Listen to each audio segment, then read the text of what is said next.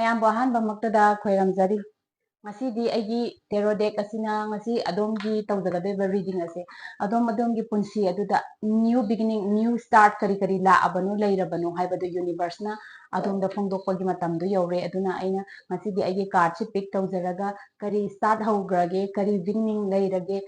ꯀꯔꯤ ꯆꯦꯟꯖꯦꯁ ꯂꯥꯛꯑꯒꯦ ꯍꯥꯏꯕꯗꯨ ꯃꯌꯥꯝꯒꯤ ꯌꯦꯡꯃꯤꯟꯅꯁꯦ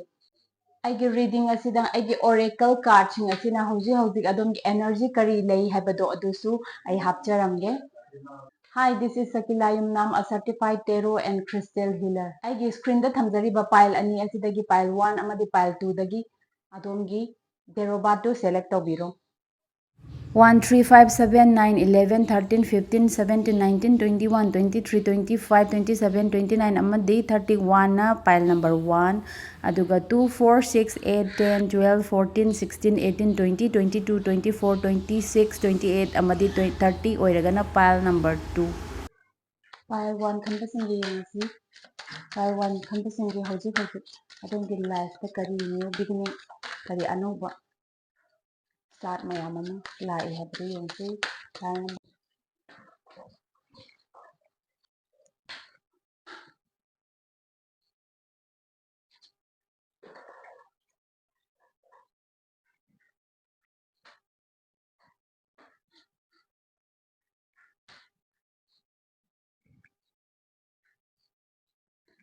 Pile number 1 khanbe chilnau sing ko pile number 1 khanbe chilnau sing pass ni matamdagi situation mayam ama haidi family problem oibe ai natraga relationship lei na batasu problem mayam am lei bagi situation mayam ama thokre situation se habadi macha masu gi nataba yamna khatna sauna ba haidi adungi life the difficulties mayam ama lakre bako family issue su achaw bu mayam ama lakre adungi punshi sida aduga adomna हाइबदी अदोमगी inner strength तो का लोइनना अदोमना हाइबदी काम तौनबा यामना होटनागिको हाइबदी साउनिंगबा याबा situation मयाम अमा अदगी इमुंगा खना चैनाबा असुमाइना थोकपा situation मयाम अमा को अदगी yum कई पालबा मौसिंग ओइ तारगसु हाइदी इनेमपु का यानदबा खनाबा सुगुंबगी सिचुएशन मयाम अमा अदुमाइना तौबा मयाम अमा थोखरे थोखिबसिदा अदोमसी हाइदी अदोमगी ओइबा माइकैदगिदी काम तौनबसी हाइदी मयाम अमा होटनरगा लाई कामसु तौरिको साउनिंगबा सिचुएशन मयाम अमा सि फादरकांदा अदुमाइना तौरगा लाई स्टूडेंट ओइबा चिलनाव सिंसु अदुमाइना तौरगा लाई को अदु हौजिकसि हौजिकि प्रेजेंट की मतम सिदसु कमाई तौवे हाइबा मतमदा अदोमना हाइदी अदोमगे पुंसीदा लापा हाइदी ऑप्शन हाइतारेको ऑप्शन दो balance तौना चटपा ngamnaba kanna hotnariba adugumba haidi period ama oiri option do kanna haidi option habadi punsisida haidi lakpasida adongi like laishugi matangda oiba yai natraga family gi growth gi matangda oiba yai ko natraga business tauba da oiba yai adonda laeba option anida adonda balance tauraga haidi chatpa ngamdaba khangba ngamamdaba mayamda hojik balance tauraga lakpa adugumba haidi period oiri ko hojik balance tauraga habadi adonda ishagi hanadagi adongi पासगी लेरंबा stress मयाम दु तपना तपना release तौथोकपा अदुगुंबदु ओइरिको होजि होजिसे अनौबा करी लापनो हाबदा दोमगी life ता दुमाइना release तौथोकांदा अदोमगी मांगदा ताबा option हाइदी Karamba खनगनी business ता ओइ तारगसु करंबा अनि सिदगी फयेना हाइदी खनबगी क्लियरिटी लेइतबदो अदुगी दुदगी तपना तपना हाइदी थोरआगा इसागी इनर इंट्यूशन दो तुमिना फम्मगा तारकांदा खंगबा होरेको अदुगी पेरतुदा लैरी इसासे अदुगा थबक इंखांग तौबगी हाइदी तौगेना खनबे चिलनाव सिंसु अपाम्बा थबकता ऑप्शन अनि लापा मतमदा खनबा ngamamdabado animak darka ta important oina khalaga khanba ngamamdaba situation do adudagi hojiki tam tamna thora kanda isagi inner intuition je phajana taba hawreeko karambana phai phati haibasi phajana taba hawree adai nungsi nungon tauba ichilnaw singdasu ko haidi adomgi punsida lakpabu oy targasu haidi adombu nungsijaba oy targasu adom na yadi yathokte ba matam amatada ani gumba lakpa ani mak ꯐꯩꯌꯦꯅꯁꯨ ꯈꯟꯕ ꯑꯗꯨꯃꯥꯏꯅ ꯇꯧꯕꯗꯨꯗ ꯑꯗꯣꯝꯅ ꯈꯟꯐꯝ ꯈꯪꯗꯅ ꯑꯗꯨꯃꯥꯏꯅ ꯂꯩꯔꯝꯕꯗꯨꯗꯒꯤ ꯇꯝ ꯇꯝ ꯊꯣꯔꯛꯑꯦꯀꯣ ꯍꯥꯏꯕꯗꯤ ꯑꯃꯃꯝꯗ ꯑꯣꯏꯅ ꯌꯦꯡꯊꯣꯛꯑꯀꯥꯟꯗ ꯀꯔꯝꯕ ꯇꯧꯔꯒ ꯐꯅꯤ ꯍꯥꯏꯗꯤ ꯀꯔꯝꯕꯅ ꯑꯩꯕꯨ ꯍꯦꯟꯅ ꯅꯨꯡꯁꯤꯕꯤ ꯅꯠꯇ꯭ꯔꯒ ꯀꯔꯝꯕ ꯇꯧꯔꯒ ꯆꯥꯟꯅꯅꯤ ꯍꯥꯏꯕꯒꯤ ꯋꯥꯈꯜꯂꯣꯟꯗꯣ ꯑꯗꯨꯒꯤ ꯋꯥꯈꯜꯂꯣꯟꯗꯨꯗ ꯁꯨꯝ ꯂꯥꯛꯄ ꯍꯧꯔꯛꯑꯦ ꯍꯥꯏꯕꯗꯤ ꯑꯋꯥꯕ ꯑꯗꯒꯤ ꯅꯨꯡꯉꯥꯏꯇꯕ ꯁ꯭ꯇ꯭ꯔꯦꯁ ꯂꯩꯕ ꯁꯤꯆꯨꯋꯦꯁꯟ ꯃꯌꯥꯝꯗꯣ ꯇꯞꯅ ꯇꯞꯅ ꯁꯨꯃꯥꯏꯅ ꯔꯤꯂꯤꯁ ꯇꯧꯕ ꯍꯧꯔꯛꯑꯦꯀꯣ ꯑꯗꯣꯝꯒꯤ ꯂꯥꯏꯐꯇ ꯑꯗꯨꯒꯨꯝꯕ ꯆꯦꯟꯖ ꯃꯌꯥꯝ ꯑꯃ ꯂꯥꯛꯑꯦꯀꯣ ꯔꯤꯂꯤꯁ ꯇꯧꯕ ꯍꯧꯔꯛꯑꯦ ꯑꯗꯨꯒ ꯑꯗꯣꯝꯁꯦ ꯄꯨꯟꯁꯤꯒꯤ ꯄꯥꯠꯇꯨ ꯆꯠꯄ ꯃꯇꯝꯗ ꯀ꯭ꯂꯤꯌꯥꯔꯤꯇꯤ ꯂꯥꯛꯄ ꯍꯧꯔꯦꯀꯣ ꯄꯨꯟꯁꯤꯒꯤ ꯄꯥꯠꯇꯨ ꯆꯠꯄ ꯃꯇꯝꯗ ꯀ꯭ꯂꯤꯌꯥꯔꯤꯇꯤ ꯂꯥꯛꯄ ꯍꯧꯔꯦ ꯏꯃꯣꯁꯅꯦꯜꯂꯤ ꯇꯞꯅ ꯇꯞꯅ ꯕꯦꯂꯦꯟꯁ ꯇꯧꯔꯛꯄ ꯍꯧꯔꯛꯑꯦ ꯍꯥꯟꯅꯗꯤ ꯍꯥꯏꯗꯤ ꯇꯧꯐꯝ ꯈꯪꯉꯝꯗꯕ ꯏꯃꯣꯁꯅꯦꯜꯂꯤ ꯕꯦꯂꯦꯟꯁ ꯇꯧꯗꯕ ꯑꯗꯒꯤ ꯋꯥꯈꯜ ꯂꯩꯇꯥꯗꯕ ꯃꯌꯥꯝꯗꯣ ꯇꯞꯅ ꯇꯞꯅ ꯍꯥꯏꯗꯤ ꯔꯤꯂꯤꯁ ꯇꯧꯕ ꯍꯧꯔꯛꯑꯦꯀꯣ ꯔꯤꯂꯤꯁ ꯇꯧꯕ ꯍꯧꯔꯛꯑꯒ ꯑꯗꯣꯝꯒꯤ ꯂꯥꯛꯀꯗꯧꯔꯤꯕ ꯍꯥꯏꯕꯗꯤ ꯑꯅꯛꯄ ꯐ꯭ꯌꯨꯆꯔꯁꯦ ꯍꯥꯏꯇꯥꯔꯦ ꯑꯅꯛꯄ ꯐ꯭ꯌꯨꯆꯔ ꯍꯥꯏꯕꯗꯤ ꯑꯩꯒꯤ ꯏꯆꯤꯜ ꯏꯅꯥꯎꯁꯤꯡꯅꯁꯨ ꯃꯌꯥꯝ ꯍꯪꯉꯛꯏ ꯑꯩꯒꯤ ꯀꯥꯔꯗꯁꯤꯗ ꯀꯥꯔꯗ ꯏꯅꯔꯖꯤꯗ ꯑꯩꯅ ꯍꯧꯖꯤꯛ ꯄ꯭ꯔꯦꯖꯦꯟ ꯍꯥꯏꯖꯕ ꯑꯣꯏꯇꯥꯔꯒꯗꯤ ꯉꯁꯤ ꯑꯩꯅ ꯀꯥꯔꯗ ꯌꯦꯡꯖꯔꯤꯕ ꯑꯗꯣꯝꯅ ꯌꯦꯡꯉꯤꯕꯁꯤꯗꯒꯤ 1 ꯋꯤꯛꯀꯤ ꯃꯃꯥꯡ ꯑꯃꯗꯤ ꯍꯧꯖꯤꯛ ꯉꯁꯤ ꯌꯦꯡꯉꯤꯕꯁꯤꯗꯒꯤ 3 ꯋꯤꯛꯀꯤ ꯃꯅꯨꯡꯁꯤ ꯁꯤꯐꯧꯅ ꯄ꯭ꯔꯦꯖꯦꯟꯒꯤꯁꯤ ꯑꯣꯏꯖꯗꯣꯏꯅꯤ ꯑꯗꯨꯒꯤ ꯃꯇꯨꯡꯗꯒꯤꯗꯤ ꯑꯩꯈꯣꯏꯅ ꯐ꯭ꯌꯨꯆꯔꯅꯤ ꯍꯥꯏꯅ ꯄꯥꯏ ꯐ꯭ꯌꯨꯆꯔꯁꯤꯗ ꯌꯥꯝꯅ ꯕ꯭ꯔꯥꯏꯠ ꯑꯣꯏꯕ ꯌꯥꯝꯅ ꯅꯨꯡꯉꯥꯏꯕ ꯑꯃ ꯑꯣꯏꯔꯤꯀꯣ ꯑꯗꯣꯝꯒꯤ ꯍꯧꯖꯤꯛ ꯍꯧꯖꯤꯛꯀꯤ ꯏꯅꯔꯖꯤꯁꯦ ꯇꯞꯅ ꯇꯞꯅ ꯇ꯭ꯔꯥꯟꯖꯤꯁꯟꯁꯤ ꯂꯥꯛꯄ ꯍꯥꯏꯇꯥꯔꯦ ꯑꯗꯣꯝꯒꯤ ꯑꯁꯥꯎꯕ ꯂꯩꯔꯝꯕ ꯁ꯭ꯇ꯭ꯔꯦꯁ ꯂꯩꯔꯝꯕ ꯐꯦꯃꯤꯂꯤ ꯏꯁꯨ ꯂꯩꯔꯝꯕ ꯑꯗꯣꯝꯒꯤ ꯔꯤꯂꯦꯁꯟꯁꯤꯞꯇ ꯏꯁꯨ ꯂꯩꯔꯝꯕ ꯏꯖꯨꯀꯦꯁꯟꯒꯤ ꯃꯇꯥꯡꯗ ꯀ꯭ꯂꯤꯌꯥꯔꯤꯇꯤ ꯂꯩꯇꯕ ꯐꯣꯀꯁ ꯇꯧꯗꯕ ꯃꯌꯥꯝꯗꯣ ꯑꯗꯨꯗꯒꯤ ꯇꯞꯅ ꯇꯞꯅ ꯇ꯭ꯔꯥꯟꯖꯤꯁꯟ ꯂꯥꯛꯄꯗꯣ ꯑꯗꯨꯃꯥꯏꯅ ꯑꯣꯏꯔꯦꯀꯣ ꯇ꯭ꯔꯥꯟꯖꯤꯁꯟ ꯂꯥꯛꯄ ꯄꯦꯔꯠꯇꯣ ꯑꯗꯨꯝ ꯍꯥꯏꯗꯤ ꯑꯗꯨꯃꯥꯏꯅ ꯑꯣꯏꯗꯤ ꯇꯞꯅ ꯇꯞꯅ ꯇꯧꯈꯤꯀꯥꯟꯗ ꯑꯩꯈꯣꯏꯒꯤ ꯅꯤꯌꯔ ꯐ꯭ꯌꯨꯆꯔꯁꯤꯗꯒꯤ ꯑꯗꯣꯝꯁꯦ ꯌꯥꯝꯅ ꯍꯥꯏꯗꯤ ꯅꯨꯡꯉꯥꯏꯕ ꯁ꯭ꯇꯦꯕꯜ ꯑꯣꯏꯕ ꯀꯥꯝ ꯑꯣꯏꯕ ꯑꯗꯒꯤ ꯔꯤꯂꯦꯁꯟꯁꯤꯞ ꯂꯩꯅꯕ ꯏꯆꯤꯜ ꯏꯅꯥꯎꯁꯤꯡ ꯑꯣꯏꯇꯥꯔꯒꯁꯨ ꯌꯥꯝꯅ ꯀ꯭ꯂꯤꯌꯥꯔꯤꯇꯤ ꯂꯩꯕꯀꯣ ꯀ꯭ꯂꯤꯌꯥꯔꯤꯇꯤ ꯂꯩꯕ ꯑꯃꯅ ꯑꯃꯒꯤ ꯋꯥꯈꯜ ꯈꯟꯅꯕ ꯑꯗꯩꯗꯤ ꯗꯤꯐꯤꯀꯜꯇꯤꯁ ꯈꯔꯗꯤ ꯂꯥꯛꯀꯅꯤ ꯄꯨꯟꯁꯤꯅꯤꯅꯀꯣ ꯑꯗꯨ ꯑꯣꯏꯇꯥꯔꯒꯁꯨ ꯑꯃꯅ ꯑꯃꯒꯤꯗꯃꯛꯇ ꯂꯦꯞꯄ ꯑꯃꯅ ꯑꯃꯒꯤꯗꯃꯛꯇ ꯐꯥꯏꯠ ꯇꯧꯅꯕꯗꯣ ꯑꯗꯨꯃꯥꯏꯅ ꯇꯧꯕꯗꯨ ꯍꯥꯏꯗꯤ ꯂꯥꯛꯀꯅꯤ ꯇꯞꯅ ꯇꯞꯅ ꯑꯗꯣꯝꯒꯤ ꯍꯥꯏꯗꯤ ꯀ꯭ꯂꯤꯌꯥꯔꯤꯇꯤ ꯂꯩꯔꯝꯗꯕ ꯃꯌꯥꯝꯗꯣ ꯀ꯭ꯂꯤꯌꯥꯔꯤꯇꯤ ꯂꯩꯔꯦ ꯃꯤꯁꯑꯟꯗꯔꯁꯇꯦꯟꯗꯤꯡ ꯂꯩꯔꯝꯕ ꯃꯌꯥꯝ ꯔꯤꯂꯦꯁꯟꯁꯤꯞꯇ ꯑꯗꯒꯤ ꯏꯁꯥꯒꯤ ꯁ꯭ꯇꯗꯤ ꯇꯧꯔꯤꯕ ꯁ꯭ꯇꯨꯗꯦꯟꯁꯤꯡꯒꯤ ꯏꯁꯥꯒꯤ ꯄꯥꯊ ꯂꯝꯕꯤꯗ ꯏꯁꯥꯒꯤ ꯀ꯭ꯂꯤꯌꯥꯔꯤꯇꯤ ꯂꯩꯔꯝꯗꯕꯗꯨ ꯇꯞꯅ ꯇꯞꯅ ꯀ꯭ꯂꯤꯌꯥꯔꯤꯇꯤ ꯂꯩꯕ ꯍꯧꯔꯛꯑꯦ ꯏꯁꯥꯒꯤ ꯊꯕꯛ ꯊꯧꯔꯝꯗ ꯐꯣꯀꯁ ꯇꯧꯕ ꯍꯧꯔꯛꯑꯦ ꯕꯤꯖꯤꯅꯦꯁ ꯇꯧꯕ ꯏꯆꯤꯜ ꯏꯅꯥꯎꯁꯤꯡ ꯑꯣꯏꯇꯥꯔꯒꯁꯨꯀꯣ ꯇꯞꯅ ꯇꯞꯅ ꯇꯧꯔꯦ ꯑꯗꯨꯒ ꯑꯗꯣꯝꯗ ꯍꯥꯏꯕꯗꯤ ꯏꯁꯣꯔꯅ ꯌꯨꯅꯤꯚꯔꯁꯅ ꯃꯇꯝ ꯈꯨꯗꯤꯡꯃꯛꯇꯗꯤ ꯑꯗꯣꯝꯗ ꯒꯥꯏꯗ ꯇꯧꯔꯒ ꯂꯩ ꯇꯧꯕꯇꯕꯨ ꯑꯗꯣꯝꯅ ꯒꯥꯏꯗ ꯏꯁꯣꯔꯅ ꯇꯧꯔꯤꯕꯗꯨ ꯒꯥꯏꯗ ꯇꯧꯔꯤꯕꯗꯨ ꯎꯕ ꯐꯪꯉꯝꯗꯕꯗꯣ ꯏꯁꯥꯗ ꯀ꯭ꯂꯤꯌꯥꯔꯤꯇꯤ ꯂꯩꯇꯕꯗꯣ ꯏꯅꯔ ꯏꯟꯇ꯭ꯌꯨꯁꯟ ꯇꯥꯕ ꯉꯝꯃꯝꯗꯕꯗꯣ ꯇꯞꯅ ꯇꯞꯅ ꯇ꯭ꯔꯥꯟꯖꯤꯁꯟ ꯂꯥꯛꯑꯦ ꯏꯅꯔ ꯏꯟꯇ꯭ꯌꯨꯁꯟꯗꯨ ꯇꯥꯕ ꯍꯧꯔꯦ ꯀꯅꯥꯒꯨꯝꯕ ꯏꯆꯤꯜ ꯏꯅꯥꯎ ꯈꯔꯗꯤ ꯁ꯭ꯄꯤꯔꯤꯆꯨꯋꯦꯜ ꯖꯔꯅꯤꯗꯁꯨ ꯆꯠꯀꯅꯤꯀꯣ ꯍꯥꯏꯕꯗꯤ ꯁ꯭ꯄꯤꯔꯤꯆꯨꯋꯦꯜ ꯖꯔꯅꯤꯗ ꯍꯥꯏꯗꯤ ꯆꯠꯂꯛꯄ ꯉꯝꯕ ꯏꯆꯤꯜ ꯏꯅꯥꯎ ꯍꯥꯏꯁꯦꯀꯣ ꯏꯁꯥꯒꯤ ꯁꯥꯎꯕ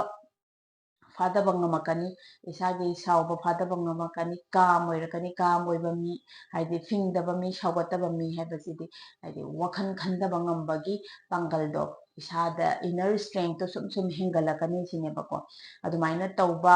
ꯍꯥꯏꯗꯤ ꯁ꯭ꯄꯤꯔꯤꯆꯨꯋꯦꯜ ꯖꯔꯅꯤꯗ ꯆꯠꯄ ꯏꯁꯥꯒꯤ ꯅꯣꯡꯃꯒꯤ ꯃꯦꯗꯤꯇꯦꯁꯟ ꯇꯧꯕ ꯑꯗꯒꯤ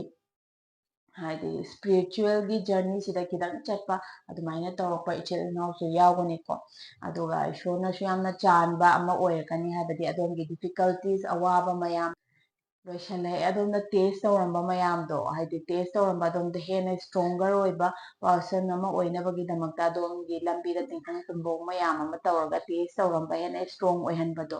ꯑꯗꯨꯒꯤ ꯄꯦꯔꯠꯇꯨꯗꯒꯤ ꯇꯞꯅ ꯇꯞꯅ ꯂꯥꯛꯑꯀꯥꯟꯗ ꯑꯗꯣꯝꯁꯦ ꯌꯥꯝꯅ ꯍꯦꯟꯅ ꯁ꯭ꯇ꯭ꯔꯣꯡ ꯑꯣꯏꯕ ꯏꯁꯥꯒꯤ ꯏꯅꯔ ꯏꯟꯇ꯭ꯌꯨꯁꯟ ꯇꯥꯕ ꯏꯁꯥꯒꯤ ꯏꯊꯧꯗ ꯐꯣꯀꯁ ꯇꯧꯕ ꯗꯦꯗꯤꯀꯦꯠ ꯇꯧꯕ ꯑꯗꯨꯃꯥꯏꯅ ꯇꯧꯕ ꯇꯞꯅ ꯇꯞꯅ ꯁꯦꯝꯃꯛꯑꯦ ꯇꯞꯅ ꯇꯞꯅ ꯑꯣꯏꯔꯛꯑꯦꯀꯣ ꯅꯤꯌꯔ ꯐ꯭ꯌꯨꯆꯔꯁꯤꯗ ꯑꯗꯣꯝꯒꯤ ꯑꯣꯏꯕ ꯌꯥꯝꯅ ꯕ꯭ꯔꯥꯏꯠ ꯑꯣꯏꯕ ꯑꯗꯨꯒꯨꯝꯕ ꯐ꯭ꯌꯨꯆꯔ ꯑꯃ ꯎꯕ ꯐꯪꯉꯤꯀꯣ ꯕ꯭ꯔꯥꯏꯠ ꯑꯣꯏꯕ ꯐ꯭ꯌꯨꯆꯔ ꯑꯃ ꯐꯪꯉꯦ ꯔꯤꯂꯦꯁꯟꯁꯤꯞꯇꯗꯤ ꯑꯗꯨꯛꯀꯤ ꯃꯇꯤꯛ ꯍꯥꯏꯗꯤ ꯐꯔꯅꯤ ꯍꯥꯟꯅ ꯔꯤꯂꯦꯁꯟꯁꯤꯞ ꯐꯠꯇꯅ ꯂꯩꯔꯝꯕꯁꯤꯡꯗꯣ ꯇꯞꯅ ꯇꯞꯅ ꯀ꯭ꯂꯤꯌꯥꯔ ꯀꯝꯃꯨꯅꯤꯀꯦꯁꯟ ꯑꯃ ꯐꯖꯅ ꯂꯥꯛꯏꯀꯣ ꯑꯗꯨꯒ ꯑꯦꯛꯁꯄ꯭ꯔꯦꯁ ꯇꯧꯕ ꯉꯝꯃꯝꯗꯕ ꯏꯆꯤꯜ ꯏꯅꯥꯎ ꯏꯁꯥꯒꯤ ꯍꯥꯏꯗꯤ ꯄꯥꯝꯖꯕ ꯋꯥꯈꯜꯂꯣꯟꯗ ꯂꯩꯕ ꯑꯦꯛꯁꯄ꯭ꯔꯦꯁ ꯇꯧꯕ express tauba ngamamdaba mayamdo adusu phongdokpa ngamaiko aduga adomgi partner haitare adongo loinariba misak nungsinungon relationship haisi nungsinungon nupa nupi adu khaktai nateko imaga ichaga gi marakta laiba relationship yai oiba yai marup mapangga marakta laiba relationship oiba yai ko amana ngangba amana tanadaba adumaina tawramba maido hojik haidi tapna tapna taba horagani adagi communication je phajana tawragani adomda hana kidang haibaga react tawrambadudagi tam tamna thorani ko adomgi transition se ko react tawbagi mahutta haidi laiba situation do handle tawnaba problem do karino thibai mahutta haidi solution problem si matam khudimakta kari problem no hairaga thirami adomgi energy se hojikchina solution si kamai tawragadi solution porakani haibagi khongthangduda laeba haibadi adomsi knowledge mayam ama tansalle haidi wakhanduda yamna angangi type oidabado mature oiba wakhalon amada lae aduna pot khudingmakse fazana calm oina handle tawbagi adugumba transition period amada haidi laiko hojikse aduga maraksida adomgi obstacle oina kitang lakadabasi karino haiba matamda adomgi obstacle haidi situation haiba yai natraga haidi miyoi haiba yai adonga nakna khangna ribasingnasu haidi adomgi advantage launaba hotnarpa yai ko advantage launaba hotnaraga adomda betray tawba adugumba give up uba phangba yai ko haidi maraksida adugumba adomgi maraksida lakadoise natraga adomgi khudungchaba kidang phangnabagidamakt adomgi naknabada betray tawramba natraga haidi adomna hena wangna kaningbadagi ngahaki oiba wakhanda adumaina tawba lakpa yai karigumba isada laktaragadi aduituna obstacle oiniko isagi life ni ngasai transition period am laiko transition period ama laga adomgi future bright oiribasida haujiki mayagi wakhansina haitare adumaina changgi taragadi yamna adomgi lambi ngasagi path afaba oidoise sisida akaiba piba yaiko adugumbado khara chekshanbiyu ko ichil nausingna adugumbado chekshanbiyu isa haidi isada phawrokwa oitaragadi isana hana khangabanina isagi hojik transition period adagi afaba laktiba mayamse khangabanina adugi wakhandu situation dagi thorakpa ngamnaba adugi wakhanku kaigumba lakanu haiba yade miyoibanina lakpa taragasu isana control tawbiyu amadi haidi posaktu thorakpa ngambiyoba isana aduga karigumba naknaba mida adomda tawbirakpa oitaragasu adomna situation do ubada khangniko adomna haidi kanadaba oitaragadi haibadi loinabidaba haibadi miduga kainaro khainaro adumaina haiba makti nateko tawbadabu haibadi laptin tinaba haitare karigumba aiga nakshannaraga aigi punsida akaiba pidauba natraga relationship mayam amada akaiba piraktauba posak oitaragadi situation natraga misakto adudagi haibadi khidang haidi lapthokpada kaideko aduna mayam ama akaiba piraktaunina aduna adongi obstacle oiriko aduga karchina advice tawribasi kaino haiba matamda adumgi transition period na emotionally khidang ups and down lakpa yai natraga isagi haibadi stress kharasu lakpa yai ko haibadi isagi ngasai option khanba matamda isagi clarity lakpa matamsida amumuk distract tawdoba adumaina haidi khidang lakpa yai haisi isagi inner intuition tabai mahutta migi advice kumba taraga adumaina tawraga haibadi isana chummena khaliba patudagi khong thangdokegumba khanba adugumba situation kitang lakpa yai ko aduna adongi card ki advice ni ko adu mayamdu loina adumaina tawbiganu isa itomda stress pijaba maram leitabada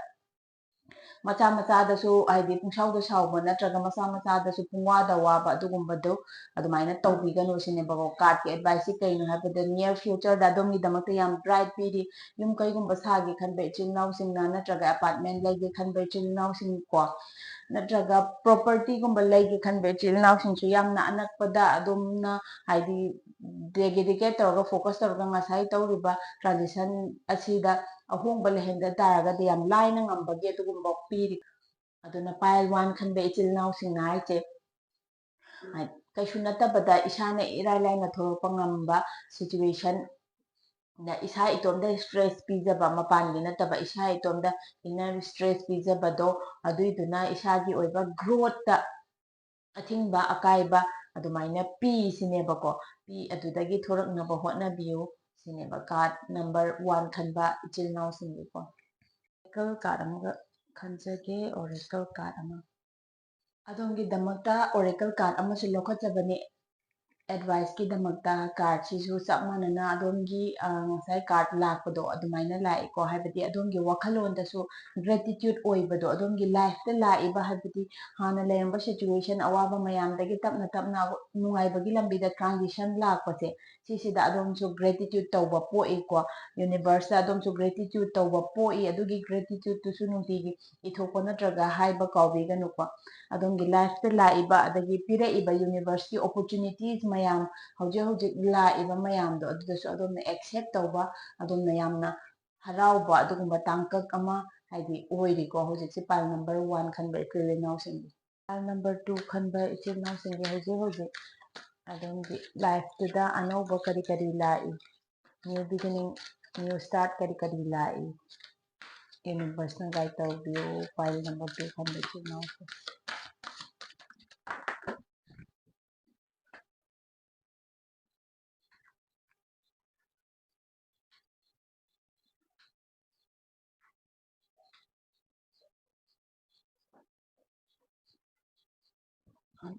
situation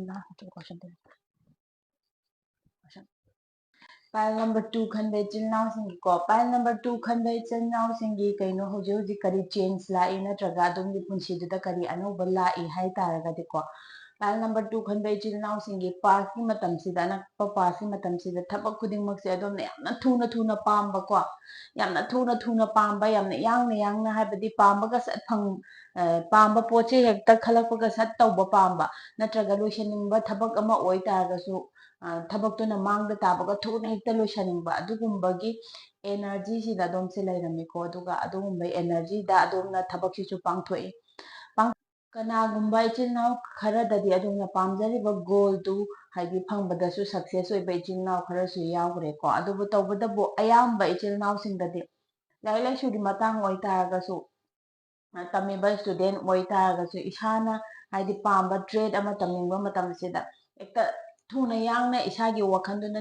ꯂꯥꯛꯄꯗ ꯏꯁꯥ ꯁꯤꯅ ꯐꯔꯗꯧ ꯃꯥꯜꯂꯦꯅ ꯍꯥꯏꯔꯒ ꯉꯥꯏꯍꯥꯛ ꯈꯟꯊꯗꯕꯤꯗ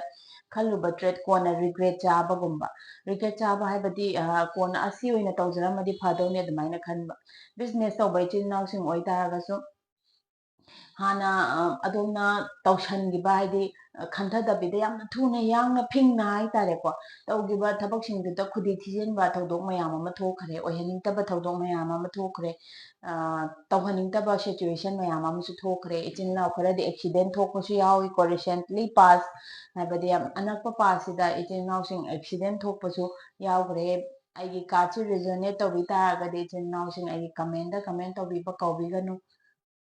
ꯑꯗꯨꯒ ꯏꯁꯥꯁꯤ ꯑꯗꯨꯛꯀꯤ ꯃꯇꯤꯛ ꯊꯨꯅ ꯌꯥꯡꯅ ꯐꯤꯡꯅ ꯇꯧꯕꯁꯤꯅ ꯍꯥꯏꯗꯤ ꯄꯣꯠ ꯈꯨꯗꯤꯡꯃꯛ ꯏꯁꯥꯒꯤ ꯏꯍꯥꯟ ꯍꯥꯟꯕ ꯃꯇꯝꯗꯗꯤ ꯑꯗꯣꯝꯁꯤ ꯌꯥꯝꯅ ꯁꯥꯎꯒꯟꯕ ꯑꯗꯨꯒꯨꯝꯕ ꯃꯤꯁꯛ ꯑꯃꯗꯤ ꯑꯣꯏꯔꯝꯗꯦ ꯑꯗꯨꯕꯨ ꯏꯀꯨꯏ ꯀꯨꯏꯗꯦꯕ ꯄꯥꯁꯀꯤ ꯃꯇꯝꯁꯤꯗꯗꯤ ꯈꯪꯍꯧꯗꯅ ꯏꯁꯥꯁꯦ ꯀꯔꯤꯒꯨꯝꯕ ꯃꯆꯥ ꯈꯔꯒꯤ ꯀꯔꯤꯒꯨꯝꯕ ꯊꯕꯛ ꯃꯆꯥ ꯑꯃ ꯍꯦꯛ ꯃꯥꯏ ꯄꯥꯛꯇ ꯇꯥꯔꯒꯁꯨ ꯍꯦꯛꯇ ꯑꯁꯥꯎꯕꯅ ꯃꯥꯡꯑꯣꯏꯅꯕ ꯑꯗꯨꯒꯨꯝꯕ ꯃꯤꯁꯛ ꯑꯃ ꯍꯥꯏꯗꯤ ꯇꯞ ꯇꯞꯅ ꯑꯣꯏꯕꯗꯣ ꯑꯗꯨꯃꯥꯏꯅ ꯇꯧꯔ ꯑꯣꯏꯀꯣ ꯑꯗꯨꯒ ꯀꯩꯒꯨꯝꯕ ꯅꯤꯡꯕ ꯃꯆꯥ ꯑꯃ ꯊꯨꯡꯗ ꯇꯥꯔꯒꯁꯨ ꯍꯦꯛꯇ ꯏꯁꯥꯁꯦ ꯂꯩꯇꯕꯤꯗ ꯀꯟꯇ꯭ꯔꯣꯜ ꯉꯝꯗꯕ ꯍꯥꯏꯇꯥꯔꯦ ꯑꯗꯨꯒꯨꯝꯕꯒꯤ ꯋꯥꯈꯜꯂꯣꯟ ꯑꯗꯨꯒꯨꯝꯕꯒꯤ ꯁꯤꯆꯨꯋꯦꯁꯟ ꯑꯃꯗ ꯂꯥꯛꯏ ꯄꯥꯁ ꯑꯗꯣꯝꯁꯦ ꯑꯗꯒꯤ ꯈꯨꯗꯣꯡꯊꯤꯕ ꯃꯌꯥꯝ ꯑꯃ ꯊꯣꯛꯈ꯭ꯔꯦ ꯀꯩꯅꯣ ꯑꯗꯣꯝꯒꯤ ꯐꯤꯡꯕ ꯑꯗꯣꯝꯒꯤ ꯑꯊꯨꯕ ꯋꯥꯈꯜ ꯑꯗꯣꯝꯒꯤ ꯉꯥꯏꯍꯥꯛꯇꯪ ꯈꯟꯊꯍꯧꯗꯕ ꯑꯗꯨꯒꯨꯝꯕ ꯋꯥꯈꯜꯗꯨꯗꯒꯤ ꯔꯤꯂꯦꯁꯟꯁꯤꯞꯇꯁꯨ ꯍꯥꯏꯔꯣꯏ ꯈꯜꯂꯒ ꯋꯥꯈꯜꯗꯅ ꯑꯃ ꯈꯜꯂꯒ ꯊꯨꯅ ꯌꯥꯡꯕꯅꯤꯅ ꯆꯤꯟꯕꯥꯟꯗꯅ ꯍꯦꯛ ꯍꯥꯏꯔꯣꯏꯗꯕ ꯋꯥ ꯍꯦꯛ ꯍꯥꯏꯈꯤꯕ ꯔꯤꯂꯦꯁꯟꯁꯤꯞꯇꯁꯨ ꯈꯠꯅ ꯆꯩꯅꯕ ꯑꯀꯥꯏꯕ ꯑꯗꯨꯃꯥꯏꯅ ꯇꯧꯕ ꯊꯣꯛꯈ꯭ꯔꯦ ꯏꯁꯥꯒꯤ ꯂꯝꯕꯤ ꯄꯥꯠ ꯀꯔꯤꯌꯔꯒꯤ ꯒ꯭ꯔꯣꯠꯀꯤꯗꯁꯨ ꯑꯗꯨꯃꯥꯏꯅ ꯍꯥꯏꯗꯤ ꯑꯊꯨꯕ ꯑꯐꯤꯡꯕꯗꯨꯅ ꯑꯗꯨꯃꯥꯏꯅ ꯇꯧꯕ ꯊꯣꯛꯈ꯭ꯔꯦ ꯑꯗꯒꯤ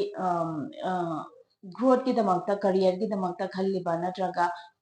ꯑꯣꯐꯤꯁꯇ ꯑꯗꯣꯝꯒꯤꯗꯃꯛꯇ ꯍꯥꯏꯗꯤ ꯌꯥꯝꯅ ꯊꯨꯅ ꯄꯥꯝꯃꯨꯕꯅ ꯍꯥꯏꯇꯥꯔꯦ ꯄ꯭ꯔꯣꯃꯣꯁꯟ ꯑꯣꯏꯇꯥꯔꯒꯁꯨ ꯑꯗꯣꯝꯅ ꯍꯣꯠꯅꯖꯕꯗꯨꯒꯤ ꯃꯇꯨꯡ ꯏꯟꯅ ꯑꯗꯨꯝ ꯑꯦꯆꯤꯞ ꯇꯧꯗꯧꯕ ꯂꯩꯔꯦ ꯑꯗꯨꯗ ꯌꯥꯝꯅ ꯊꯨꯅ ꯌꯥꯡꯅ ꯄꯥꯝꯃꯨꯕꯒꯤ ꯍꯥꯏꯕꯗꯤ ꯊꯥꯡꯖꯤꯜꯂꯨꯕ ꯈꯣꯡꯊꯥꯡ ꯈꯤꯇꯪꯗ ꯑꯁꯣꯏꯕ ꯑꯣꯏꯕꯗꯨꯒꯤ ꯍꯦꯟꯅ ꯊꯤꯟꯊꯕ ꯑꯗꯨꯃꯥꯏꯅ ꯑꯣꯏꯕ ꯍꯦꯟꯅ ꯌꯥꯡꯒꯗ꯭ꯔꯥ ꯈꯜꯂꯒ ꯊꯤꯟꯊꯕ ꯈꯨꯗꯤ ꯊꯤꯖꯤꯟꯕ ꯍꯥꯏꯇꯥꯔꯦ ꯈꯨꯗꯤ ꯊꯤꯖꯤꯜꯂꯒ ꯇꯨꯖꯟꯕ ꯑꯗꯨꯃꯥꯏꯅ ꯑꯗꯒꯤ ꯍꯦꯟꯅ ꯕꯥꯑꯝꯗꯕꯨ ꯏꯁꯥꯅ ꯌꯧꯅꯤꯡꯉꯤꯕ ꯗꯦꯁꯇꯤꯅꯤꯗꯨ ꯌꯧꯅꯕꯒꯤꯗꯃꯛꯇ ꯍꯦꯟꯅ ꯌꯥꯡꯅ ꯊꯧꯕꯗꯒꯤ ꯍꯥꯏꯕ ꯑꯣꯏꯇꯥꯔꯒꯁꯨ ꯒꯥꯔꯤꯒꯨꯝꯕ ꯑꯩꯅ ꯉꯁꯥꯏ ꯑꯦꯛꯁꯤꯗꯦꯟ ꯊꯣꯛꯄ ꯏꯆꯤꯜ ꯏꯅꯥꯎ ꯈꯔꯁꯨ ꯌꯥꯎꯋꯤ, ꯌꯥꯝ ꯆꯥꯎꯅ ꯎꯠꯂꯤꯀꯣ, ꯑꯦꯛꯁꯤꯗꯦꯟ ꯊꯣꯛꯄ ꯏꯆꯤꯜ ꯏꯅꯥꯎ ꯈꯔꯁꯨ ꯌꯥꯎꯈ꯭ꯔꯦꯀꯣ, ꯑꯗꯨꯃꯥꯏꯅ ꯇꯧꯔꯦ ꯑꯗꯣꯝꯒꯤ ꯄꯥꯁꯁꯤꯗ꯫ ꯑꯗꯣꯝꯁꯦ ꯀꯃꯥꯏꯅ ꯇꯧꯕ ꯃꯇꯝꯗ ꯑꯗꯣꯝꯒꯤ ꯄꯨꯟꯁꯤꯗ ꯑꯅꯧꯕ ꯀꯔꯤ ꯂꯥꯛꯏꯅꯣ ꯍꯥꯏꯕ ꯃꯇꯝꯗ ꯍꯧꯖꯤꯛꯀꯤ ꯄ꯭ꯔꯦꯖꯦꯟꯁꯤꯗ ꯑꯗꯣꯝꯁꯦ ꯔꯤꯌꯦꯂꯥꯏꯁ ꯇꯧꯕ ꯍꯧꯔꯛꯑꯦ, ꯍꯥꯏꯕꯗꯤ ꯑꯗꯣꯝꯅ ꯊꯥꯡꯈ꯭ꯔꯤꯕ ꯈꯣꯡꯊꯥꯡ, ꯌꯥꯡꯉꯤꯕ ꯐꯤꯡꯉꯤꯕ ꯃꯌꯥꯝꯗꯨꯅ ꯑꯗꯣꯝꯒꯤ ꯄꯨꯟꯁꯤꯗ, ꯂꯥꯏꯐꯇ, ꯔꯤꯂꯦꯁꯟꯁꯤꯞꯇ,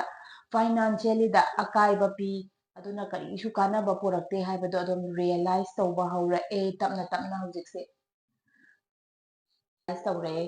ꯔꯤꯌꯦꯂꯥꯏꯁ ꯇꯧꯔꯀꯥꯟꯁꯤꯗ ꯑꯗꯣꯝꯒꯤ ꯄꯥꯁꯀꯤ ꯃꯦꯃꯣꯔꯤꯁ ꯃꯌꯥꯝ ꯑꯃ ꯑꯗꯣꯝꯒꯤ ꯂꯥꯏꯐꯇ, ꯑꯗꯣꯝꯒꯤ ꯄꯥꯁꯇ, ꯑꯉꯥꯡ ꯑꯣꯏꯔꯤꯉꯩ ꯃꯇꯝ ꯍꯥꯏꯇꯥꯔꯦꯀꯣ, ꯑꯉꯥꯡ ꯑꯣꯏꯔꯤꯉꯩ ꯃꯇꯝꯗꯒꯤ ꯑꯗꯣꯝꯒꯤ ꯌꯥꯝꯅ ꯀꯥꯝ ꯑꯣꯏꯕ, ꯌꯥꯝꯅ ꯍꯥꯏꯗꯤ ꯅꯨꯡꯉꯥꯏꯕ, ꯍꯔꯥꯎꯕ,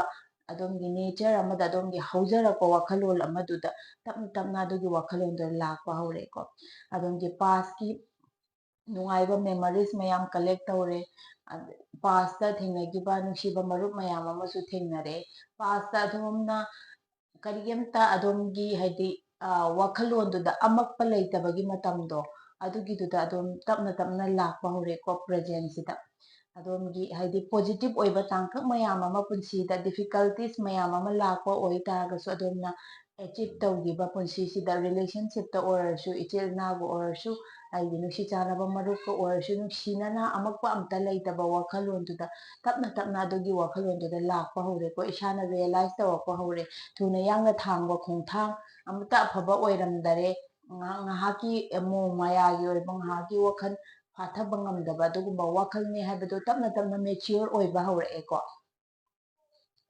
ꯍꯥꯏꯕꯗꯤ ꯋꯥꯈꯜꯗꯤ ꯄꯥꯁꯀꯤ ꯃꯦꯃꯣꯔꯤꯁ, ꯄꯥꯁꯀꯤ ꯅꯨꯡꯉꯥꯏꯕ, ꯅꯨꯡꯁꯤꯕ, ꯑꯉꯥꯡ ꯑꯣꯏꯔꯤꯉꯩꯒꯤ ꯑꯃꯛꯄ ꯂꯩꯇ꯭ꯔꯤꯉꯩꯒꯤ ꯅꯨꯡꯉꯥꯏꯕ ꯃꯦꯃꯣꯔꯤꯁ ꯃꯌꯥꯝꯗꯣ ꯄꯨꯔꯛꯀꯥꯟꯗ ꯍꯧꯖꯤꯛꯀꯤ ꯄ꯭ꯔꯦꯖꯦꯟꯁꯤꯗ ꯍꯤꯡꯕ ꯍꯧꯔꯛꯑꯦ, ꯑꯗꯨꯝ ꯇꯞꯅ ꯇꯞꯅ ꯏꯃꯣꯁꯅꯦꯜꯂꯤ ꯕꯦꯂꯦꯟꯁ ꯇꯧꯔꯛꯑꯦ꯫ ꯑꯗꯣꯝꯒꯤ ꯌꯥꯡꯅ, ꯅꯨꯡꯁꯤꯠꯇꯒꯤ ꯍꯦꯟꯅ ꯌꯥꯡꯅ ꯊꯥꯡꯉꯝꯕ ꯈꯣꯡꯊꯥꯡꯗꯣ ꯇꯞꯅ ꯇꯞꯅ ꯇꯞꯊꯕ ꯍꯧꯔꯛꯑꯦ ꯄꯨꯟꯁꯤꯗ, ꯑꯗꯨꯅ ꯀꯩꯁꯨ ꯀꯥꯟꯅꯕ ꯄꯨꯔꯛꯇꯦ ꯏꯁꯥꯗ꯫ ꯐꯥꯁ ꯐꯥꯁ ꯐꯥꯁ ꯐꯥꯁ ꯄꯣꯠ ꯈꯨꯗꯤꯡ ꯊꯨꯅ ꯇꯧꯒꯗꯕꯅꯤ, ꯌꯥꯡꯅ ꯇꯧꯒꯗꯕꯅꯤ ꯍꯥꯏꯕꯒꯤ ꯏꯁꯥꯒꯤ ꯃꯤꯍꯨꯟꯗ ꯐꯗꯪ ꯐꯗꯪ ꯐꯗꯪ ꯐꯗꯪ ꯆꯣꯡꯉꯒ ꯏꯁꯥꯁꯦ ꯈꯟꯐꯝ ꯈꯪꯗꯕ, ꯍꯥꯏꯗꯤ ꯄꯣꯊꯥꯔꯦ ꯄꯣꯊꯥꯐꯝ ꯈꯪꯗꯕ ꯃꯤꯍꯨꯟ ꯐꯗꯪ ꯐꯗꯪ ꯆꯣꯡꯉꯒ ꯑꯗꯨꯃꯥꯏꯅ ꯂꯩꯔꯝꯕꯗꯨꯗꯒꯤ ꯄꯥꯁꯀꯤ ꯑꯣꯏꯕ ꯀꯥꯝ ꯑꯣꯏꯕ ꯁꯤꯆꯨꯋꯦꯁꯟꯗꯨꯗ ꯇꯞꯅ ꯇꯞꯅ ꯂꯥꯛꯄ ꯍꯧꯔꯛꯑꯦꯀꯣ꯫ ꯇꯞꯅ ꯇꯞꯅ ꯂꯥꯛꯄ ꯍꯧꯔꯛꯑꯦ, ꯑꯗꯣꯝꯁꯦ ꯅꯨꯡꯁꯤꯕ ꯃꯔꯨꯞ ꯃꯌꯥꯝ ꯑꯃꯁꯨ ꯅꯤꯡꯁꯤꯡꯅꯔꯦ, ꯑꯗꯒꯤ ꯄꯥꯁꯇ ꯐꯦꯃꯤꯂꯤ ꯃꯦꯝꯕꯔꯁꯤꯡꯒ ꯑꯣꯏꯇꯥꯔꯁꯨ ꯌꯥꯅꯈꯤꯗꯕ, ꯈꯠꯅꯈꯤꯕ, ꯑꯗꯣꯝꯅ ꯍꯥꯏꯗꯤ ꯈꯟꯕ ꯈꯣꯡꯊꯥꯡꯅꯤ ꯈꯪꯗꯦ, ꯑꯗꯣꯝꯅ ꯊꯥꯡꯕ ꯈꯣꯡꯊꯥꯡꯅꯤ ꯈꯪꯗꯦ, ꯑꯗꯨꯗꯒꯤ ꯁꯥꯎꯅꯗꯅ ꯄꯦꯔꯦꯟꯁꯀꯐꯧ ꯈꯤꯇꯪ ꯍꯥꯏꯗꯤ ꯏꯃꯥꯒ, ꯑꯗꯒꯤ ꯏꯄꯥꯒ, ꯑꯗꯒꯤ ꯐꯦꯃꯤꯂꯤ ꯏꯆꯤꯜ ꯏꯅꯥꯎꯁꯤꯡ ꯏꯚꯟ ꯑꯗꯨꯒꯐꯥꯎ ꯈꯤꯇꯪ ꯌꯦꯛꯅꯕ ꯑꯗꯨꯃꯥꯏꯅ ꯂꯩꯔꯝꯕ ꯁꯤꯆꯨꯋꯦꯁꯟꯗꯨꯗꯒꯤ ꯇꯞꯅ ꯇꯞꯅ ꯊꯣꯔꯛꯄ, ꯑꯗꯨꯃꯥꯏꯅ ꯇꯧꯕ ꯇꯥꯡꯀꯛ ꯑꯃꯗ ꯂꯩꯔꯦ ꯑꯗꯣꯝꯁꯦ꯫ ꯌꯥꯝꯅ ꯍꯔꯥꯎꯕ ꯅꯨꯡꯉꯥꯏꯕ ꯑꯗꯨꯒꯨꯝꯕ ꯇꯥꯡꯀꯛ ꯑꯃꯗ ꯑꯣꯏꯔꯦ ꯑꯗꯣꯝꯒꯤ, ꯍꯥꯏꯕꯗꯤ ꯋꯥꯈꯜꯂꯣꯟꯁꯦ ꯇꯞꯅ ꯇꯞꯅ ꯑꯗꯣꯝꯒꯤ ꯇ꯭ꯔꯥꯟꯖꯤꯁꯟꯗꯨꯗ ꯂꯥꯛꯏ, ꯑꯗꯣꯝꯅ ꯔꯤꯌꯦꯂꯥꯏꯁ ꯇꯧꯕ ꯍꯧꯔꯛꯑꯦꯀꯣ꯫ ꯑꯗꯣꯝꯅ ꯇꯧꯔꯝꯕ ꯍꯥꯏꯗꯤ ꯄꯥꯁꯀꯤ ꯈꯤꯇꯪ ꯅꯥꯊꯩꯔꯨꯕ ꯑꯗꯣꯝꯒꯤ ꯂꯝꯕꯤ, ꯑꯗꯩ ꯍꯥꯏꯗꯤ ꯆꯨꯝꯗ꯭ꯔꯤꯡ ꯆꯨꯝꯅ ꯆꯠꯀꯗꯕ ꯂꯝꯕꯤꯗ ꯈꯤꯇꯪ ꯈꯣꯏꯔꯨꯕꯗꯒꯤ ꯆꯨꯝꯃꯛꯄ, ꯑꯗꯨꯃꯥꯏꯅ ꯇꯧꯕꯗꯣ ꯍꯧꯔꯛꯑꯦ, ꯏꯁꯥꯅ ꯒ꯭ꯌꯥꯟ ꯇꯥꯕ ꯍꯧꯔꯛꯑꯦꯀꯣ꯫ ꯏꯁꯥꯒꯤ ꯆꯦꯟꯖꯦꯁ, ꯑꯗꯒꯤ ꯏꯁꯥꯒꯤ ꯅ꯭ꯌꯨ ꯁ꯭ꯇꯥꯔꯠ ꯍꯥꯏꯇꯥꯔꯦ, ꯑꯗꯨꯒꯤꯗꯨ ꯇꯞꯅ ꯇꯞꯅ ꯑꯐꯕ ꯃꯥꯏꯀꯩꯗ ꯂꯥꯛꯏꯀꯣ꯫ ꯑꯅꯛꯄꯁꯤꯡꯗ ꯑꯗꯣꯝꯅ ꯇꯧꯕ ꯃꯌꯥꯝꯗꯨꯗꯒꯤ ꯇꯞꯅ ꯇꯞꯅ ꯑꯗꯣꯝꯅ ꯄꯥꯝꯖꯕ ꯂꯝꯕꯤꯗ, ꯔꯤꯂꯦꯁꯟꯁꯤꯞꯇ ꯑꯣꯏꯔꯁꯨ, ꯑꯗꯒꯤ ꯌꯥꯅꯈꯤꯗꯕ ꯃꯔꯨꯞꯁꯤꯡ ꯑꯣꯏꯕ ꯇꯥꯔꯒꯁꯨ, ꯍꯥꯏꯗꯤ ꯑꯗꯣꯝꯒꯤ ꯐꯖꯗꯕ ꯋꯥꯍꯩ ꯉꯥꯏꯍꯥꯛꯀꯤ ꯈꯟꯕ ꯍꯦꯛꯇ ꯉꯥꯡꯊꯣꯛꯈꯤꯕ, ꯍꯥꯏꯗꯤ ꯋꯥꯈꯜꯂꯣꯟꯗꯕꯨꯗꯤ ꯑꯗꯨꯃꯥꯏꯅ ꯅꯨꯡꯁꯤꯗꯕ ꯅꯠꯇ꯭ꯔꯒ ꯅꯨꯡꯉꯥꯏꯇꯕ ꯂꯩꯕ ꯅꯠꯇ꯭ꯔꯁꯨ, ꯆꯤꯟꯒ ꯍꯥꯏꯕꯗꯤ ꯆꯤꯟ ꯌꯥꯝ ꯌꯥꯡꯅ ꯇꯧꯊꯣꯛꯎꯕꯗꯣ, ꯑꯗꯨꯗꯒꯤ ꯈꯤꯇꯪ ꯂꯥꯞꯊꯣꯛꯅꯈꯤꯕ ꯃꯔꯨꯞ ꯃꯄꯥꯡꯗꯁꯨ ꯑꯗꯣꯝꯅ ꯍꯦꯛ ꯂꯥꯜꯂꯦ ꯈꯣꯠꯂꯦ ꯑꯗꯨꯃꯥꯏꯅ ꯍꯥꯏꯔꯒ ꯅꯛꯁꯟꯅꯕ ꯍꯧꯔꯛꯄꯗꯨꯒꯤ ꯌꯥꯝꯅ ꯅꯨꯡꯉꯥꯏꯕ, ꯑꯗꯒꯤ ꯐꯦꯃꯤꯂꯤ ꯃꯦꯝꯕꯔꯁꯤꯡꯗꯁꯨ ꯍꯥꯏꯗꯤ ꯏꯁꯥꯅ ꯍꯥꯏꯗꯤ ꯁꯣꯏꯈꯤꯕꯗꯣ ꯏꯁꯥꯅ ꯔꯤꯌꯦꯂꯥꯏꯁ ꯇꯧꯔꯒ ꯐꯣꯡꯗꯣꯔꯛꯄꯗꯨꯗ ꯐꯦꯃꯤꯂꯤ ꯃꯦꯝꯕꯔꯁꯤꯡꯅꯁꯨ ꯍꯥꯏꯗꯤ ꯄꯦꯟꯕꯗꯣ, ꯑꯗꯨꯃꯥꯏꯅ ꯏꯁꯥꯅ ꯏꯁꯥꯒꯤ ꯒ꯭ꯌꯥꯟ ꯇꯥꯖꯔꯛꯄꯗꯣ, ꯑꯗꯩ ꯑꯣꯐꯤꯁꯇꯁꯨ ꯀꯂꯤꯛꯁ ꯃꯌꯥꯝꯅ ꯍꯥꯏꯗꯤ ꯑꯗꯣꯝꯗ ꯅꯨꯡꯉꯥꯏꯔꯣꯏꯗꯕ ꯂꯩꯕꯗꯨꯗ ꯑꯗꯣꯝꯅ ꯀ꯭ꯂꯤꯌꯥꯔꯤꯇꯤ ꯑꯃ ꯄꯨꯔꯛꯄ, ꯍꯥꯏꯗꯤ ꯃꯌꯥꯝꯗꯨꯗ ꯂꯥꯜꯂꯦ ꯈꯣꯠꯂꯦ ꯅꯠꯇ꯭ꯔꯒ ꯍꯥꯏꯗꯤ ꯁꯤꯆꯨꯋꯦꯁꯟꯗꯨ ꯇꯞꯅ ꯇꯞꯅ ꯑꯗꯨꯗꯒꯤ ꯊꯣꯔꯛꯄꯗꯨ ꯎꯕꯗ, ꯍꯥꯏꯕꯗꯤ ꯑꯗꯣꯝꯒꯤ ꯅꯛꯅꯕꯁꯤꯡꯅ ꯍꯔꯥꯎꯕ ꯅꯨꯡꯉꯥꯏꯕ, ꯑꯗꯨꯃꯥꯏꯅ ꯑꯗꯣꯝꯒꯤꯗꯃꯛꯇ ꯑꯗꯣꯝꯒꯤ ꯒ꯭ꯔꯣꯠꯀꯤ ꯃꯥꯏꯀꯩꯗ ꯍꯥꯏꯇꯥꯔꯦ, ꯑꯗꯣꯝꯒꯤ ꯍꯥꯏꯗꯤ ꯅꯛꯅꯔꯝꯕ ꯃꯔꯨꯞ ꯃꯄꯥꯡꯁꯤꯡꯅ ꯑꯗꯣꯝꯒꯤ ꯑꯣꯜꯂꯛꯏꯕ, ꯑꯗꯣꯝꯒꯤ ꯍꯥꯏꯕꯗꯤ ꯆꯦꯟꯖ ꯂꯥꯛꯏꯕ, ꯑꯗꯣꯝꯗ ꯅ꯭ꯌꯨ ꯁ꯭ꯇꯥꯔꯠ ꯑꯃ ꯍꯧꯔꯛꯏꯕꯗꯣ, ꯑꯗꯨꯗ ꯃꯌꯥꯝꯅ ꯄꯥꯝꯅꯕ ꯍꯧꯔꯛꯑꯦ, mayamgi adomgi new version du mayamna pamba hore hai batare ko adugi damakta harauba nungaiba celebrate tauba moment mayam amusu lakani haibadi anakwa future gi matamsida ko adumai tauba moment mayam amusu lakani yamna harauba nungaiba adomgi future se pile number 2 khanbe ichil lau singi afaba haidi period amada tapna tapna lakba hore tapna tapna start tauba hore ko pile number 2 khanbe ichil lau singi aduga pile number 2 khanbe ichil lau singi obstacle amta haijage ko adomgi obstacle se kaino haiba matamda adomgi transition laibasida karigumba matamda adomgi wakhal duda haibadi adomna pora haibadi head ni haiba yartadi adom loina khangba haire experience khudingma adomda loina leire haibagi adomda wakhalon chiko adomgi wakhalon chida isa itomda proud feel tawbadi kaishum kaide ko tawbadabu isa itomda proud feel tawbada karigumba matamda haidi aina mahele aina mathoire adumaina kaba haidi aina haiba mi khuding adumaina yagadamni aina haiba khuding tagadabani haibadi adugumba wakhalon hek adomda paishalakpa dawna tawiko aduna adomgi main oiba obstacle oidoiniko adugumba paisalakpa wakhalon dudagisu oidoiniko haidi mamangi haidi haugiba matamda adomda akaiba khara laigribase adugido main obstacle aduna oidoini aduna adugi wakhalon duda haibadi adudagi hongtokpiyo haibadi isana isagi experience laiba kaishu kaide hiram kudingba tawbadabu isana haibadu khakta mi loin tagadamne haiba nataba migisu opinion thabak ama haibadi matang ama oiba oitagasu marum mapangina itomdana ngangaga mi mayam tagadabne haibadudi mayam punba yaroi ko family member da oitagasu migisu kari apambano karino mana pamibasina haibadusu adomna tabiba mathau ama taibako adona adomgi damakta main obstacle oiriko Kachina hojiki damakta haibadi adomda advice tawribasiko adomgi haibadi new start ama new journey ama lakpasida adomsi yamna haidi afaba nungaiba oigadaba journey ama tapna tapna laiko sisida advice tawrisi mamangi ngasai karta so haise adomna hojik thaba khudingmak haibadi yamna thuna pamba yamna yangna pambasiko adomgi oina akaiba oisiniko advice karta laise adomgi oina ꯊꯕꯛ ꯄꯥꯝꯃꯒ ꯁꯠ ꯁꯠ ꯁꯠ ꯐꯪꯕ ꯄꯥꯝꯃꯒ ꯁꯠ ꯇꯧꯕꯗꯨꯗ ꯑꯁꯣꯏꯕ ꯃꯌꯥꯝ ꯑꯃ ꯊꯦꯡꯅꯔꯒꯁꯨ ꯂꯥꯛꯏꯀꯣ ꯑꯗꯨꯒꯤꯗꯨꯗꯒꯤ ꯀꯥꯟꯅ ꯑꯦꯗꯚꯥꯏꯁ ꯇꯧꯔꯤꯁꯦ ꯑꯗꯨꯃꯥꯏꯅ ꯇꯧꯕꯤꯒꯅꯨ ꯄꯣꯠ ꯈꯨꯗꯤꯡꯃꯛ ꯋꯥꯈꯜ ꯃꯨꯟꯅ ꯈꯟꯊꯔꯀꯥꯟꯗ ꯐꯦꯃꯤꯂꯤ ꯒ꯭ꯔꯣꯠꯀꯤ ꯑꯣꯏꯇꯥꯔꯒꯅ ꯐꯦꯃꯤꯂꯤ ꯃꯦꯝꯕꯔꯁꯤꯡꯒ ꯈꯟꯅꯕ ꯌꯥꯏꯀꯣ ꯁ꯭ꯇꯨꯗꯦꯟꯁꯤꯡ ꯑꯣꯏꯇꯥꯔꯒꯁꯨ ꯃꯔꯨꯞ ꯃꯄꯥꯡꯁꯤꯡꯒ ꯅꯠꯇ꯭ꯔꯒ ꯑꯗꯣꯝꯗꯒꯤ ꯁꯦꯅꯤꯌꯔ ꯑꯣꯏꯕ ꯅꯠꯇ꯭ꯔꯒ ꯑꯗꯣꯝꯅ ꯆꯠꯅꯤꯡꯉꯤꯕ ꯄꯥꯠꯇꯨꯗ ꯑꯦꯛꯁꯄꯤꯔꯤꯌꯦꯟꯁ ꯂꯩꯔꯕ ꯁꯦꯅꯤꯌꯔꯁꯤꯡꯒ ꯑꯣꯏꯔꯁꯨ ꯇꯥꯟꯅꯕ ꯌꯥꯏ ꯅꯠꯇ꯭ꯔꯒ ꯑꯣꯖꯥꯁꯤꯡꯒ ꯑꯣꯏꯔꯁꯨ ꯈꯤꯇꯪ ꯍꯥꯏꯕꯗꯤ ꯀꯔꯤ ꯂꯩꯕꯒꯦ ꯍꯥꯏꯕꯗꯨ ꯇꯥꯊꯣꯛꯄ ꯌꯥꯏꯀꯣ ꯍꯥꯏꯗꯤ ꯏꯁꯥꯅ ꯆꯨꯝꯃꯦ ꯈꯜꯂꯤꯕꯗꯨ ꯑꯗꯨꯗꯒꯤ ꯍꯦꯟꯅ ꯐꯕ ꯂꯝꯕꯤ ꯂꯩꯔꯝꯕꯁꯨ ꯌꯥꯏꯑꯕꯀꯣ ꯑꯗꯨꯅ ꯏꯁꯥꯅ ꯈꯜꯂꯛꯄꯒ ꯐꯠ ꯇꯧꯕꯤꯁꯤ ꯍꯥꯏꯗꯤ ꯇꯧꯒꯅꯨ ꯏꯃꯣꯁꯅꯦꯜꯂꯤ ꯑꯗꯨꯅ ꯅꯨꯡꯉꯥꯏꯇꯕ ꯃꯌꯥꯝ ꯑꯃ ꯂꯥꯛꯀꯅꯤ ꯀꯥꯔꯠꯀꯤ ꯑꯦꯗꯚꯥꯏꯁꯁꯤꯗ ꯍꯥꯏꯔꯤꯁꯤꯀꯣ ꯑꯗꯣꯝꯁꯦ ꯇ꯭ꯔꯦꯚꯦꯜ ꯇꯧꯕ ꯌꯥꯕꯒꯤꯁꯨ ꯂꯩꯀꯣ ꯇ꯭ꯔꯦꯚꯦꯜ ꯇꯧꯕ ꯏꯀꯨꯏ ꯀꯨꯏꯗꯕꯁꯤꯗ ꯁ꯭ꯇꯨꯗꯦꯟꯁꯤꯡ ꯑꯣꯏꯇꯥꯔꯒꯁꯨꯀꯣ ꯅꯠꯇ꯭ꯔꯒ ꯕꯤꯖꯤꯅꯦꯁꯀꯤ ꯋꯥꯈꯜ ꯈꯜꯂꯤꯕ ꯏꯆꯤꯜ ꯏꯅꯥꯎꯁꯤꯡ ꯏꯚꯟ ꯑꯣꯐꯤꯁꯀꯤ ꯊꯕꯛ ꯇꯧꯕꯁꯤꯡꯁꯨ ꯍꯥꯏꯗꯤ ꯃꯄꯥꯟ ꯊꯣꯛꯑꯒ ꯏꯆꯤꯜ ꯏꯅꯥꯎ ꯈꯔꯗꯤ ꯑꯕ꯭ꯔꯣꯠꯇꯒꯨꯝꯕ ꯆꯠꯂꯕ ꯌꯥꯕꯒꯤ ꯑꯣꯄꯣꯔꯆꯨꯅꯤꯇꯤꯁꯨ ꯂꯥꯛꯀꯅꯤ ꯍꯥꯏꯅ ꯀꯥꯔꯠꯅ ꯎꯠꯂꯤꯀꯣ ꯑꯗꯨꯒ ꯑꯇꯣꯞꯄ ꯁ꯭ꯇꯦꯠꯇ ꯆꯠꯂꯒ ꯊꯕꯛ ꯇꯧꯕꯁꯨ ꯌꯥꯏꯀꯣ ꯑꯗꯒꯤ ꯊꯕꯛꯀ ꯃꯔꯤ ꯂꯩꯅꯅ ꯕꯤꯖꯤꯅꯦꯁꯀꯤ ꯑꯣꯏꯕ ꯇ꯭ꯔꯤꯞ ꯈꯔ ꯆꯠꯂꯛꯄꯁꯨ ꯌꯥꯅ ꯂꯩꯀꯣ ꯑꯗꯣꯝꯒꯤ ꯄꯥꯏꯜ ꯅꯝꯕꯔ 2 ꯈꯟꯕ ꯏꯆꯤꯜ ꯏꯅꯥꯎꯁꯤꯡꯀꯣ ꯄꯥꯏꯜ ꯅꯝꯕꯔ 2 ꯈꯟꯕ ꯏꯆꯤꯜ ꯏꯅꯥꯎꯁꯤꯡꯒꯤ ꯑꯣꯔꯦꯀꯜ ꯀꯥꯔꯠ ꯑꯃ ꯂꯧꯈꯠꯆꯒꯦꯀꯣ ꯍꯦꯄꯤꯅꯦꯁ ꯃꯌꯥꯝ ꯄꯥꯏꯜ ꯅꯝꯕꯔ 2 ꯈꯟꯕꯁꯤꯡꯀꯣ ꯑꯗꯣꯝꯒꯤ ꯑꯣꯏꯕ ꯑꯣꯔꯦꯀꯜ ꯀꯥꯔꯠꯇꯁꯨ ꯂꯥꯛꯑꯦꯀꯣ ꯍꯦꯄꯤꯅꯦꯁ ꯑꯗꯣꯝꯁꯦ ꯔꯤꯌꯦꯂꯥꯏꯁ ꯇꯧꯔꯦ ꯍꯥꯏꯕꯗꯣ ꯍꯧꯖꯤꯛꯀꯤ ꯄ꯭ꯔꯦꯖꯦꯟ ꯀꯥꯔꯠꯁꯤꯗꯁꯨ ꯎꯠꯂꯤꯀꯣ ꯑꯗꯣꯝꯅ ꯃꯃꯥꯡꯗ ꯁꯣꯏꯈꯤꯕ ꯑꯗꯣꯝꯒꯤ ꯊꯥꯡꯈꯤꯕ ꯈꯣꯡꯊꯥꯡ ꯃꯌꯥꯝꯗꯣ ꯑꯗꯨ ꯀꯔꯤꯁꯨ ꯀꯥꯟꯅꯗꯦ ꯍꯦꯄꯤꯅꯦꯁ ꯈ꯭ꯋꯥꯏꯗꯒꯤ ꯅꯨꯡꯉꯥꯏꯅ ꯂꯩꯕ ꯍꯥꯏꯕꯁꯦ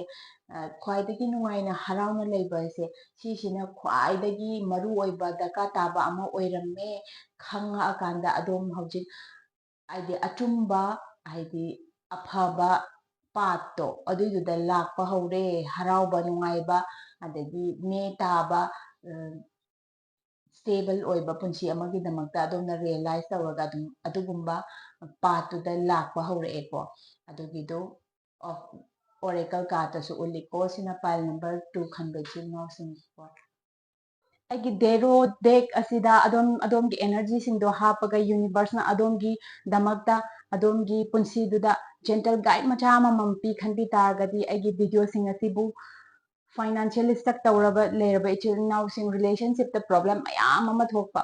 ꯍꯦꯜꯊ ꯏꯁꯨ ꯃꯌꯥꯝ ꯑꯃ ꯂꯩꯕ ꯑꯃꯗꯤ ꯀꯔꯤ ꯏꯁꯨ ꯂꯥꯛꯀꯗꯒꯦ ꯈꯪꯅꯤꯡꯕ ꯑꯗꯨꯒ ꯔꯦꯃꯦꯗꯤꯁꯀꯤ ꯀꯛꯂꯥꯎꯅꯔꯒ ꯂꯩꯔꯕ ꯏꯆꯤꯜ ꯏꯅꯥꯎ ꯃꯌꯥꯝ ꯑꯗꯨꯒ ꯀꯔꯤꯌꯔꯒꯤ ꯀꯔꯝꯕ ꯀꯔꯤꯌꯔꯗ ꯆꯠꯀꯅꯤ ꯐꯣꯀꯁ ꯇꯧꯒꯅꯤ ꯈꯪꯗꯅ ꯉꯥꯎꯔꯒ ꯂꯩꯔꯕ ꯏꯆꯤꯜ ꯏꯅꯥꯎ ꯃꯌꯥꯝꯗ ꯑꯩꯒꯤ ꯚꯤꯗꯤꯑꯣꯁꯤꯕꯨ ꯁꯤꯌꯔ ꯇꯧꯕ ꯁꯨꯡꯀꯥꯎ ꯀꯥꯎꯕꯤꯒꯅꯨ ꯑꯗꯨꯒ ꯔꯦꯖꯣꯅꯦꯠ ꯇꯧꯕ ꯏꯆꯤꯜ ꯏꯅꯥꯎꯁꯤꯡꯅ ꯑꯩꯉꯣꯟꯗ ꯀꯃꯦꯟ ꯊꯥꯕꯤꯔꯛꯄꯗꯣ ꯀꯥꯎꯕꯤꯒꯅꯨ ꯑꯗꯨꯒ ꯑꯩꯒꯤ ꯚꯤꯗꯤꯑꯣꯁꯤꯕꯨ ꯑꯍꯥꯟꯕ ꯌꯦꯡꯕ ꯏꯆꯤꯜ ꯏꯅꯥꯎ ꯑꯣꯏꯔꯁꯨ ꯀꯃꯦꯟ ꯁꯣꯏꯗꯅ ꯊꯥꯕꯤꯔꯛꯑꯣ ꯑꯩꯒꯤ ꯊꯃꯣꯏꯗꯒꯤ ꯑꯗꯣꯝꯒꯤ ꯀꯃꯦꯟ ꯈꯨꯗꯤꯡꯃꯛ ꯑꯩꯅ ꯑꯃꯠꯇ ꯆꯤꯠꯊꯗꯅ ꯂꯣꯏꯅ ꯄꯥꯖꯩ ꯅ꯭ꯌꯨ ꯕꯤꯒꯤꯅꯤꯡ ꯅ꯭ꯌꯨ ꯁ꯭ꯇꯥꯔꯠꯀꯤꯗꯃꯛꯇ ꯑꯗꯣꯝꯒꯤ ꯃꯥꯁꯇꯔ ꯍꯤꯂꯔ ꯑꯣꯏꯔꯤꯕ ꯀ꯭ꯂꯤꯌꯔ ꯀꯣꯠꯁ ꯑꯗꯣꯝꯅ ꯁꯤꯕꯤꯕ ꯌꯥꯏ ꯏꯁꯥ ꯏꯪꯅꯕ ꯏꯅꯔ ꯄꯤꯁ ꯐꯪꯅꯕꯒꯤꯗꯃꯛꯇ ꯃꯨꯟꯁꯇꯣꯟ ꯁꯤꯕꯤꯕ ꯌꯥꯏ ꯑꯗꯨꯒ ꯒ꯭ꯔꯣꯠꯀꯤ ꯑꯃꯗꯤ ꯂꯦꯞꯇꯅ ꯑꯗꯣꯝꯗ ꯁꯦꯟ ꯊꯨꯝ ꯆꯪꯉꯛꯅꯕꯒꯤꯗꯃꯛꯇ ꯑꯗꯣꯝꯅ ꯑꯩꯒꯤ ꯁ꯭ꯇꯣꯔꯗ ꯂꯣꯏꯅ ꯐꯪꯕꯤꯒꯅꯤ ꯄꯥꯏꯔꯥꯏꯠꯀꯤ ꯒꯅꯦꯁ ꯂꯩ ꯄꯥꯏꯔꯥꯏꯠꯀꯤ ꯄꯤꯔꯥꯃꯤꯠ ꯂꯩ ꯑꯗꯨ ꯂꯣꯏꯅ ꯊꯝꯕꯤꯕ ꯃꯇꯝꯗ ꯀꯥꯟꯅꯒꯅꯤ ꯑꯗꯣꯝꯗ ꯑꯗꯨꯒ ꯑꯩꯒꯤ ꯁ꯭ꯇꯣꯔꯗ ꯂꯦꯡꯕꯤꯔꯛꯄ ꯃꯇꯝꯗ ꯑꯩꯅ ꯀꯔꯝꯕ ꯖꯒꯥꯗ ꯊꯝ ꯇꯥꯔꯒꯗꯤ ꯑꯗꯣꯝꯒꯤ ꯒ꯭ꯔꯣꯠ ꯂꯦꯞꯇꯅ ꯂꯥꯛꯀꯅꯤ ꯏꯃꯨꯡꯒꯤ ꯑꯃꯗꯤ ꯐꯦꯃꯤꯂꯤꯒꯤ ꯑꯃꯗꯤ ꯏꯁꯥꯒꯤ ꯒ꯭ꯔꯣꯠ ꯂꯥꯛꯀꯅꯤ ꯍꯥꯏꯕ ꯈꯨꯗꯤꯡꯃꯛꯁꯨ ꯇꯥꯛꯆꯒꯅꯤ ꯑꯩꯒꯤ ꯑꯦꯗ꯭ꯔꯦꯁ ꯑꯩꯒꯤ ꯃꯈꯥꯒꯤ ꯗꯦꯁꯀ꯭ꯔꯤꯞꯁꯟꯗꯁꯨ ꯍꯥꯞꯆꯔꯝꯒꯦ ꯀꯛꯆꯤꯡ ꯃꯈꯥ leikai Naodam ꯄꯔꯦꯡꯗ ꯂꯥꯛꯄꯤꯔꯒ ꯑꯗꯨꯒ ꯑꯩꯒꯤ ꯐꯣꯟ ꯅꯝꯕꯔ ꯑꯁꯤꯗꯁꯨ ꯀꯣꯟꯇꯦꯛ ꯁꯣꯏꯗꯅ ꯇꯧꯕꯤꯔꯣ ꯑꯩꯅ ꯑꯉꯝꯕ ꯃꯇꯦꯡ ꯄꯥꯡꯖꯒꯦ ꯃꯌꯥꯝꯒꯤ ꯄꯨꯟꯁꯤꯗꯨꯗ ꯑꯩꯒꯤꯁꯨ ꯁꯔꯨꯛ ꯃꯆꯥ ꯑꯃ ꯌꯥꯍꯟꯕꯤꯌꯨ ꯑꯗꯣꯝꯒꯤ ꯄꯨꯟꯁꯤꯗꯨꯒꯤ ꯄꯥꯠꯇꯨ ꯀ꯭ꯂꯤꯌꯔ ꯇꯧꯊꯣꯛꯄꯗ ꯀ꯭ꯂꯤꯌꯔꯤꯇꯤ ꯂꯥꯛꯅꯕ ꯍꯣꯠꯅꯕꯗ ꯄꯥꯠꯇ ꯑꯄꯟꯕ ꯂꯩꯕꯁꯤꯡꯗꯣ ꯑꯗꯨ ꯈꯤꯖꯤꯛꯇ ꯑꯣꯏꯔꯁꯨ ꯀꯣꯛꯅꯕ ꯍꯣꯠꯅꯕꯗ ꯑꯩꯁꯨ ꯑꯗꯣꯝꯒꯤꯗꯃꯛꯇ ꯃꯇꯦꯡ ꯄꯥꯡꯕ ꯉꯝꯕ ꯑꯣꯏꯖꯒꯦ ꯑꯁꯤ ꯍꯥꯏꯔꯒ ꯉꯁꯤꯒꯤꯗꯤ ꯀꯥꯏꯅꯔꯁꯤ ꯁ꯭ꯇꯦ ꯄꯣꯖꯤꯇꯤꯚ ꯀꯤꯞ ꯁꯥꯏꯅꯤꯡ